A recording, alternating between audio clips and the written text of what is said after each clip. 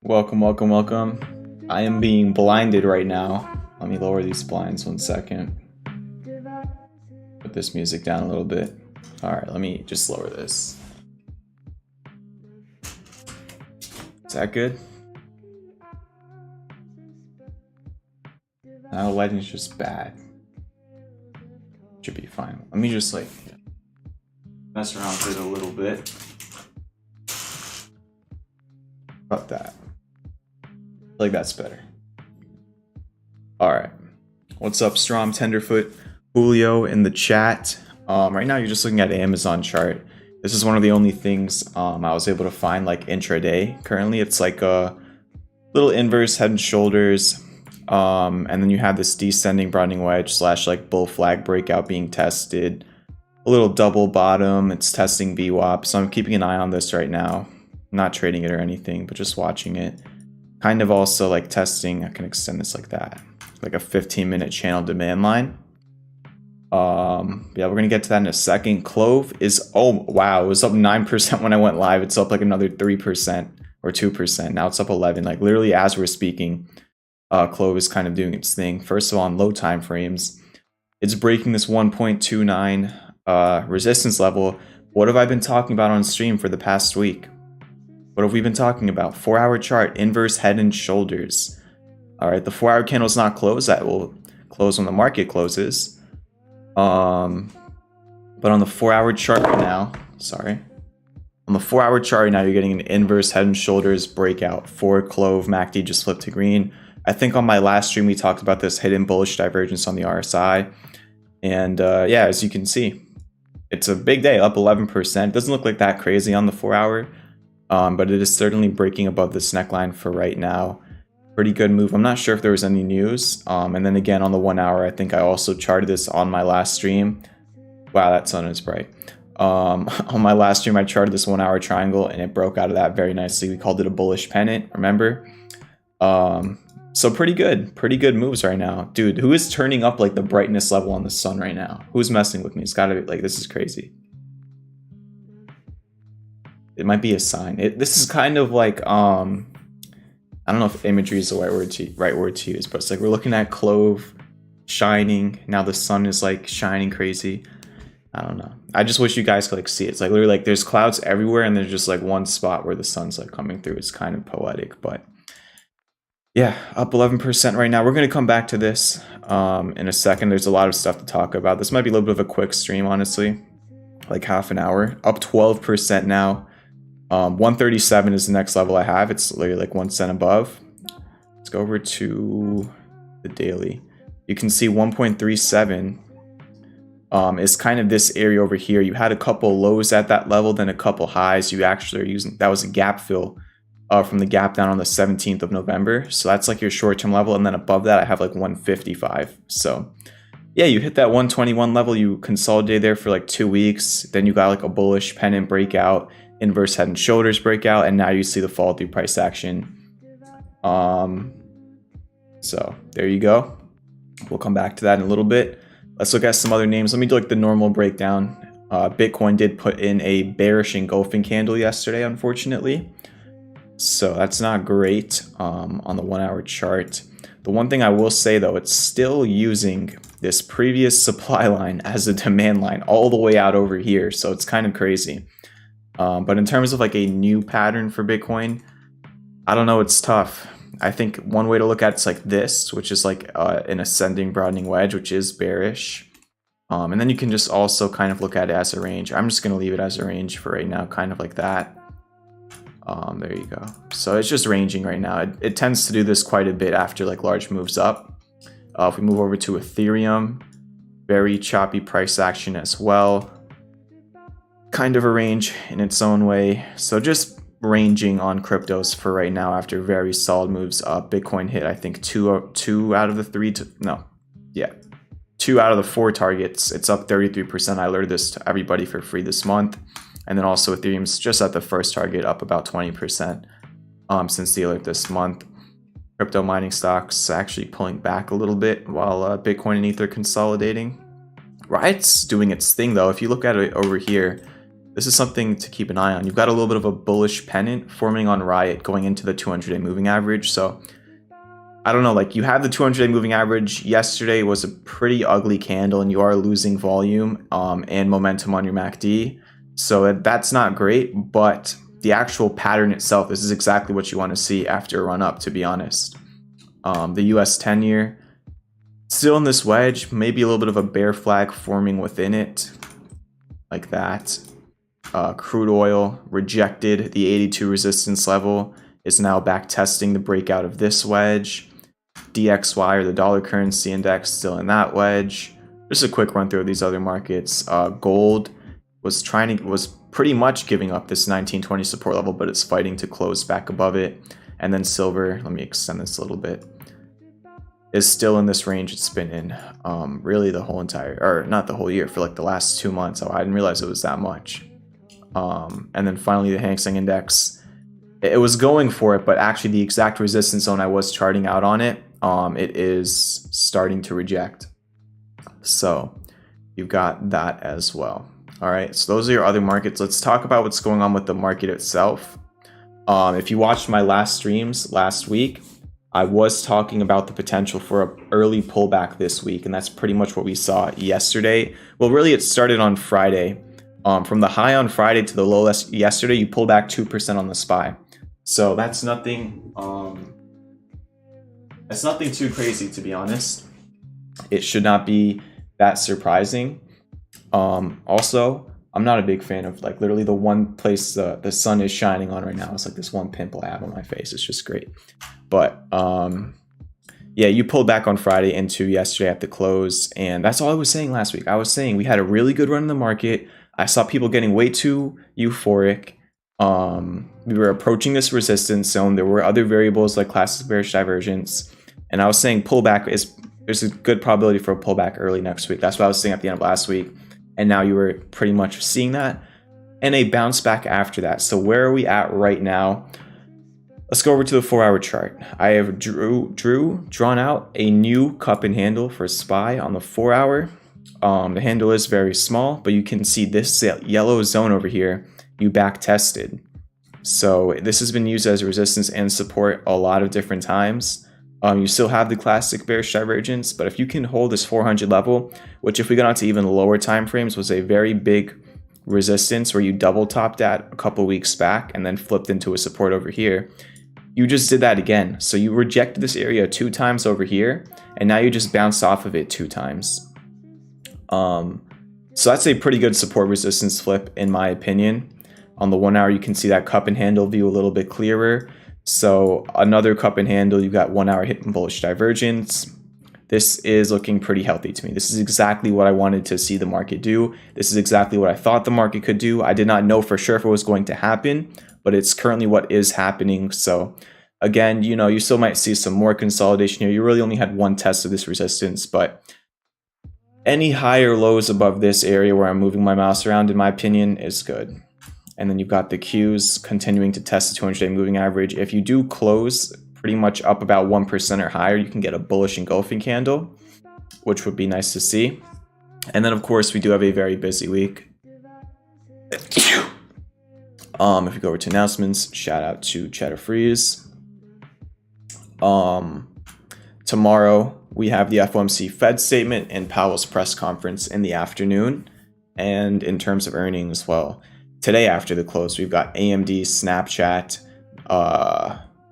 what else? EA. In the morning, we had Exxon, UPS, GM, Pfizer, McDonald's, Caterpillar, Spotify. This morning was pretty big, actually. And then tomorrow, we've got T-Mobile before the open, Meta after the close, and then Thursday, the big one. Probably the biggest earnings day we're going to have. Amazon, Apple, Alphabet, 3 of the largest market cap names in the stock market. With also other names that are very notable as well, like Ford, Qualcomm, and Starbucks. Even, I don't know how it's pronounced. I think it's GILD is the ticker or something. I used to trade that a lot back in like 2020. Is it that one? I think so. Yeah. Gilead Sciences. There used to be like a crazy support level on this name. I think, let me see if I can find it on the weekly. I don't know if I still have it charted. Where was this? This is 2011. I think it was this. I used to trade this support like a lot, like this one over here. And then it created like that one under it. But yeah, a lot of different names reporting this week. It's a pretty big week. Right now on lower time frames. Let's go on to even lower time frames. Even lower time frames. Now we're on the 5-minute chart. You've just been kind of trending up literally all day. It's just an autopilot day so far. I actually alerted puts like right over here. They did work out, but it was not really a big gain by any means. And then you just pretty much keep doing the same thing, making higher lows and going higher. You've got this gap fill from the gap down yesterday at around 405.5 on the SPY, so it might just be trending up towards that. There's really not much of any levels until then, so that's just kind of your next level for the SPY right now. The Qs also have a gap fill, at least on the 15-minute chart, at 296.2, and it seems like I already had that level charted. Must be something from the past. You do have some resistance here and support, so those are your next levels. But so far, this pullback looked pretty healthy to me. You're just making another higher low. You're kind of just creating an uptrend on lower time frames, so it's nothing crazy. And that's really what's going on with the market right now. The swings, of course, are doing pretty well. Amazon hit its second targets, even above it right now, of 21%. I alerted this, I think, on the 3rd of January in the Discord, which is free to join. That link is in the description. Google as well, I alerted, I believe, around the same time. It's hanging around the first target, up 11%. Potential bullish engulfing candle today, but still under the $100 resistance level. Then we've got Meta, which is almost at the second target of the swing. It's currently up 20% since I alerted it. 200-day moving average, it pretty much just tapped that and then pulled back a little bit.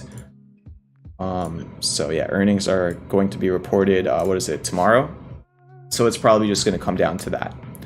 We even just got a 1 hour bullish engulfing candle. And on low time frames, you've got this little range that you're trying to break above, actually. So that's how Meta looks on like lower time frames. Those are some levels. All right. Let's move over to AMD next. This has yet to hit the first target, but at worst it'll be a break even because it's already up over 10%, and it is still testing the $73 level. Used to be a major support in 2020 and 2021. And now it's just retesting that again. Another name with a potential bullish engulfing candle. That's a very big theme for a lot of QQQ type of stocks today, or just large cap tech stocks today. A lot of potential bullish engulfing candles, engulfing the pullback price action from yesterday. During a pullback in a bullish market, I'm not saying we're back in an actual bull market, but we're in a short-term bull market. During a pullback in a bull trend, whatever you want to call it, if you can get a bullish engulfing candle the day after, that is probably one of the best signs you can get, because it's showing you that you had a healthy pullback and then you immediately reclaimed those levels that you gave up during the pullback. It just basically says that the bears did nothing. Like they had one day of pulling the price back and then we're just going back for it again. The candle's not closed on the daily, but that's a very interesting theme that's setting up. However, we have to see how earnings affect things between the next 2 days with Amazon, Apple, AMD, Meta. We'll see. I think AMD actually reports today after the close, so that's probably a big one today.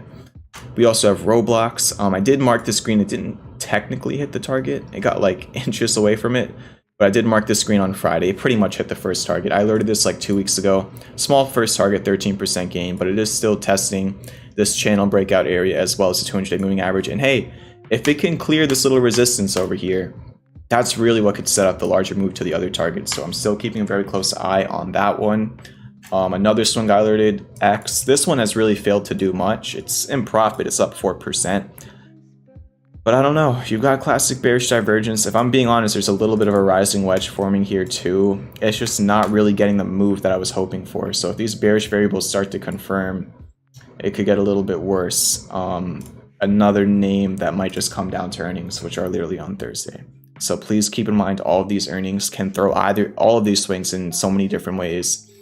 And then the only one I haven't talked about, Fisker, which unfortunately, fortunately, it's actually, it depends. Is the glass half full or is it half empty, or the gallon of water, whatever you want to call it? On one hand, we're well above the support that we were literally testing a breakdown of in the middle of last week. On the other hand, we did go up to like almost $9 on Friday during that spike, and now we're back down at $7.34. So I don't know, the easiest way in my opinion to view Fisk right now is that you're in the dead middle of a range. That's it. We were at the bottom of the range last week, we went up to the top of the range, and now we came back down to the middle. So I'm just hoping that you just make some sort of a higher low really anywhere above this area, and then just start curling back up towards the top of the range. It could take some time. I know it's been a little bit rough compared to other names which have just had a very nice move over the past few weeks, but that's how Fisker is sometimes. It just really it consolidates, like it really contracts, the price action gets very tight, the volume gets very tight, and then boom, like out of nowhere, it just makes like a crazy move. Kind of literally what happened on Friday. So I don't know. I think it's still okay. There's nothing too crazy that's going on. The variables are kind of the same.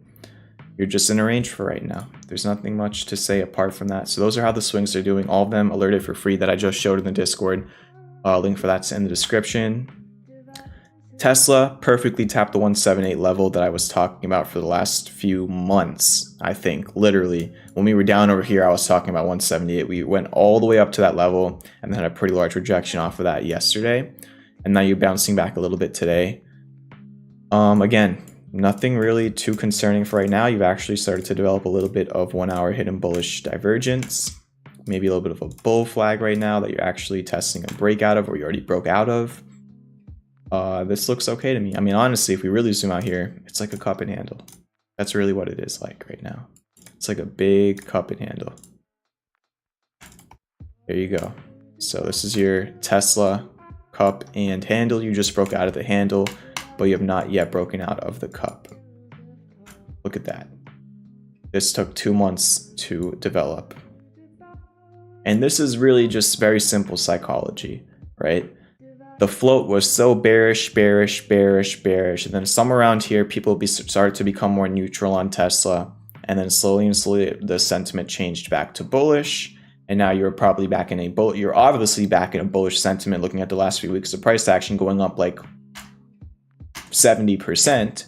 And now you are at a pretty strong level of bullishness. So the question is there more room? And that depends on whether or not you are able to break out of the cup and handle, or you reject it and then start a new pattern. It's all psychology. That's all this is.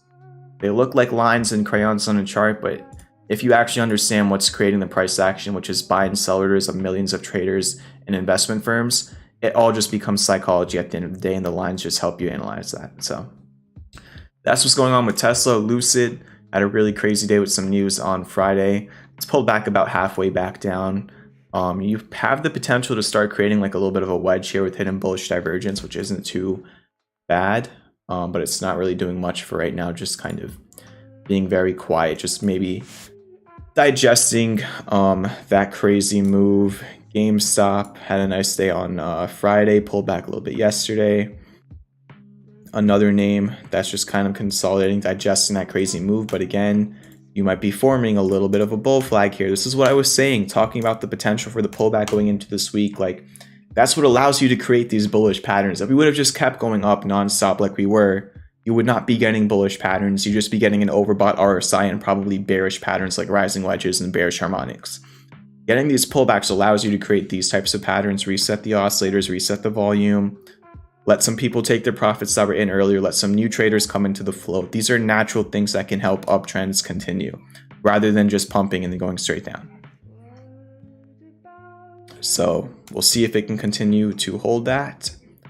Somebody did ask about Apple earlier in the chat. I've got Apple just broken out of this rising wedge. It even broke this trend line over here, and just now it's kind of back testing it. But again, we can look at the chart right now, but it's earnings week this week, so that's probably the main focus for Apple.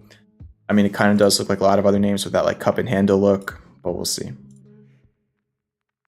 And AMC, this is a pretty interesting wedge forming. I know Zeke's been talking about this for a while. And then even yesterday, I believe you mentioned the fact that it came back into the wedge, used the demand line again, and now it's kind of breaking back out of the wedge with some classic bullish divergence.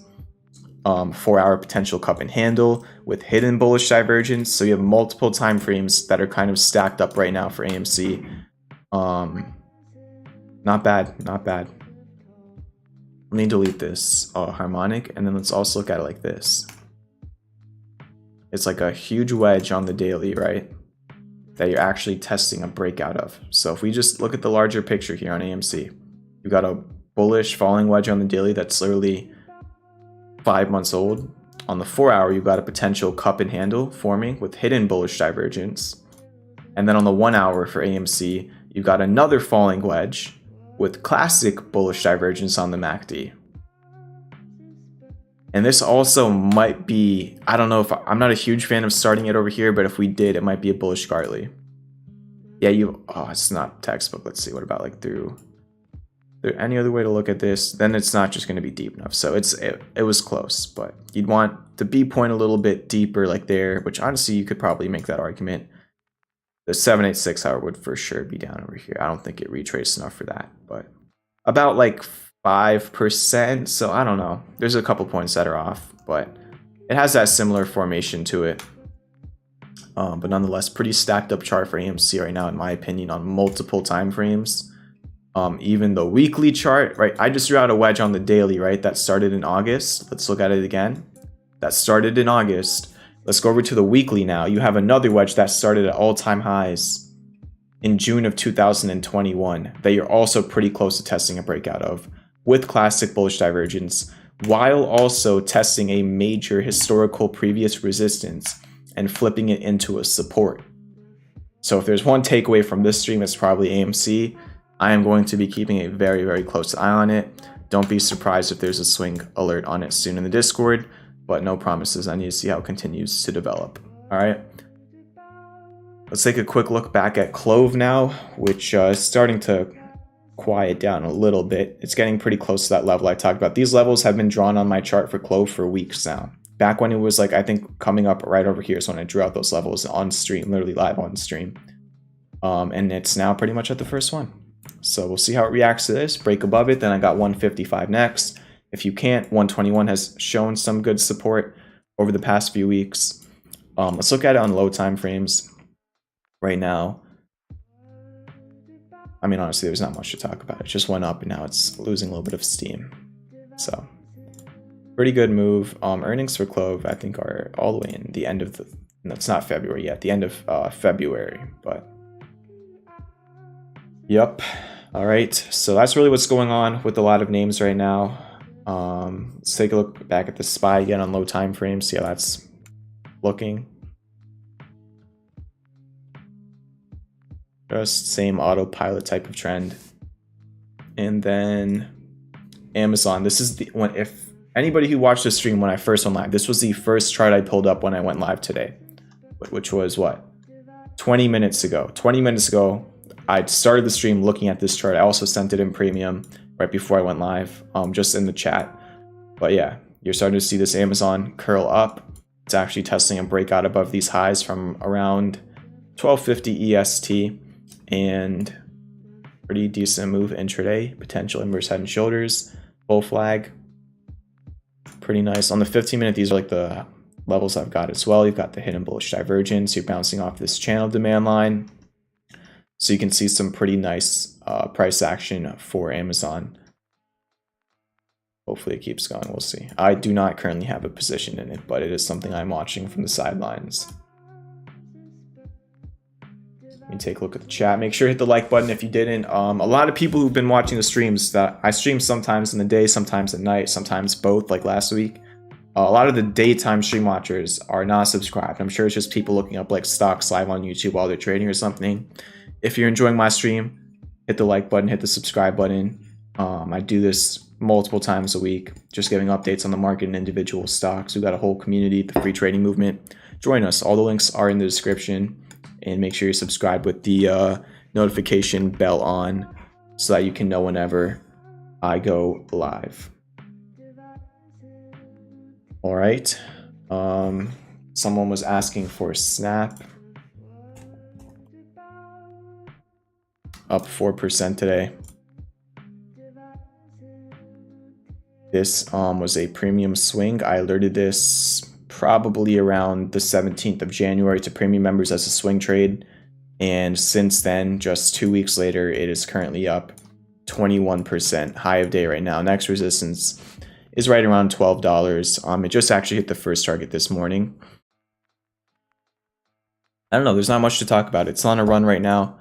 The variables, I think, were down over here, which is why I alerted it down over there. At this point, it's just watching how it reacts to levels. It is slightly overbought on the daily, but you know, there's definitely more room. It's been higher on the RSI multiple times in the past few years. And then Nvidia, another premium swing that I think hit all the targets. Yeah, this hit all 3 targets. The final one was a 46% gain. Right now, it's just testing this inflection zone. You could see a lot of highs and lows here from the past few years. Let me just draw it out. It's just testing this, which is why the third target I drew was right under this zone, because I knew down over here when I alerted Nvidia at 131, it's now $200, that this was a pretty big resistance zone. So it did break above it, and now it's just kind of back testing it. If that holds, I mean, then these are your next levels. You've got 207 and then a gap fill at 231. Those are the next big levels that I see on the daily chart for Nvidia, if it can back test this zone and bounce off of it successfully. What's up, Keanu, in the chat? How you doing? And I'll look at these other 2 names. I told you all earlier, though, this is going to be a quick stream. I got to go to class, but I want to go live really quick because some pretty interesting updates. RIGL, looks like I have some previous levels drawn out over here. when I used to use like different colors and stuff on my charts. It looks like that 173-ish level was pretty big. It was some highs from over here and you're back under it. So that's an important level you do not want to be under in my opinion. But if you can't hold it, then those are some other levels. I don't see much of a pattern here to talk about though. And then TMDX, this one's just kind of going parabolic. But you have a little bit of like a rising wedge forming over here if you really zoom out. Those are some levels. And I don't know, I mean, this was kind of like a range that it broke out of, and it's maybe trying to back test it, but it fell back in it for a bit. We'll see. It might just take a few more days to get that price action. Keanu says, bro, you're supposed to be in class. I'm here. Professor is calling your name. How many episodes have you watched of Billions, Keanu? I still haven't watched any of those movies, I'm not gonna lie. But I do want to watch The Departed.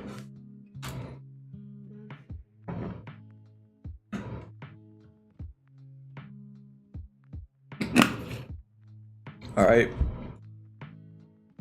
so that's going to be it for now. I'm going to try to go live as much as I can this week. There we go, Kevin. Welcome to the free trading movement. For anybody who's new, join us. Discord is free to join. Alright, the free trading movement. 2,000 other traders you can meet, learn from, and maybe one day help out once you keep learning more and more. The link for that's in the description. Oh, I don't want to go to class. I'm tired. And yeah, I appreciate all the support. See you on the next stream. Make sure you're subscribed with noties on. Kevin, since you just subscribed, I was just about to end the stream, but you just subscribed, so sure, I will look at ACB. You're on episode 4 of Billions, nice. I used to trade ACB a lot. But it looks like right now it's in a falling wedge, like that. It had like a little double bottom over here recently in the beginning of the year around 85 cents. That's really it. I mean, there's not much else to talk about. It's just in a wedge right now. Here are some levels. And yeah, that's pretty much it for ACB. Alright, so thank you all for watching the stream. I want to get 20 likes, sorry. I know 2 of you, there's 28 of you in here right now. I know 2 of you didn't hit the like button. I'm looking at you right now. Hit that like button, and I'll see you later. Peace out.